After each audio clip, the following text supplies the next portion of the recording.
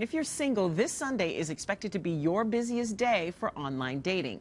Unfortunately, it's also a great opportunity for scammers to prey on those who are looking for love. Chicago professional matchmaker Erica Kaibartis is joining us from It's Just Lunch, and she's here to talk about the latest scams and maybe share some tips on how you could protect yourself. So, okay, I think the first way to find love would be to carry a puppy, Puppies. right? I mean, I know. I love coming in. Thank you for having me and giving me a puppy. Awesome. Well, you know what? It's our door prize for today. Puppies for everyone. Everyone gets one. But tell us why Sunday is such a big, busy dating line online. Yeah, so this Sunday is actually called Dating Sunday, and it's a coin term kind of that came out of online dating in the apps. They find that the Sunday after New Year's Day is the busiest traffic day for people. A lot of people are signing up online. I know for me as a personal matchmaker, it's one of our craziest times of the year. A lot of people are looking to get help. But if you are choosing to use online, just remember that this is, with the higher traffic, it is a time for scammers to take opportunity to take advantage of people, unfortunately. Yeah, that's really sad. It is and kind of yucky. And unless you're in this business, it wouldn't be something that you'd be even thinking about. Like that's exactly. What are some of the things, like what's the first thing you should look for? So it's sextortion, which is an interesting word, but sextortion is something that authorities say are coming up over the last few years, and I'm sure everyone's heard of sexting. So basically what the scammers do, they start a conversation with you via email or text, and then really entice you to send over photos or inappropriate videos, sexting, and then they use those photos or videos to try to distribute them, asking for money in return. So yeah, it's really not a good thing. That's low and that's dirty. Okay, the other one is a blind date scam. So how does that scam work? So the blind date scam, this is also horrible. So what they'll do is they'll actually schedule your first date with you, and then when you get there, they'll rob you.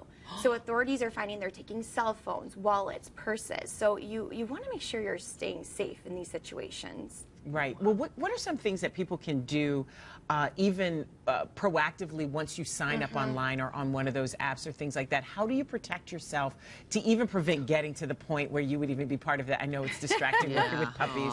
They tell you never work with animals. I know, right? I know. No, well, you know, the problem with online dating is you really don't know who's behind that screen. And because it's become so popular over the years, there's just so many platforms to go off of. So one of the first things is protect your privacy. You know, you don't know who's typing behind the screen there and what picture is on there. You know, through It's Just Lunch, we always make sure our clients' confidentiality is first. So we don't give out last names, phone numbers, where you work, email addresses, and I advise online daters to do the same. You know, keep yourself a little more vague, especially until you get to know the person.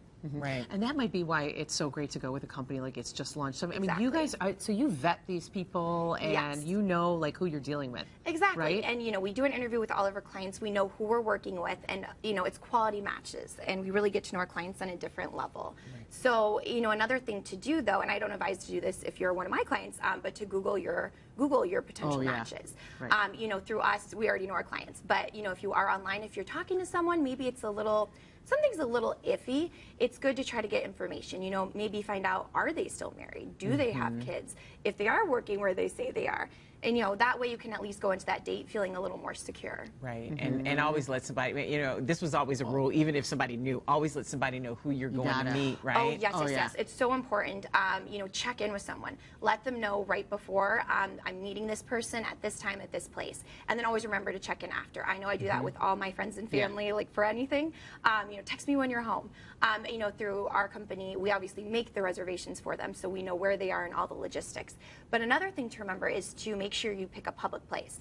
Never invite someone over for your first date onto your home, or even if you're having the best date of your life, try not to invite them over that first date. That kind of goes back to the blind date scam. Some people actually come home with you and then rob your home. Yeah. Gosh, all right. Wow. Okay, well, thanks so much. Yeah. Good luck to everybody who's starting the dating thing. To get a dog. Right? Dogs are safe. For more information about Erica or her matchmaking service, go to itsjustlunchchicago.com.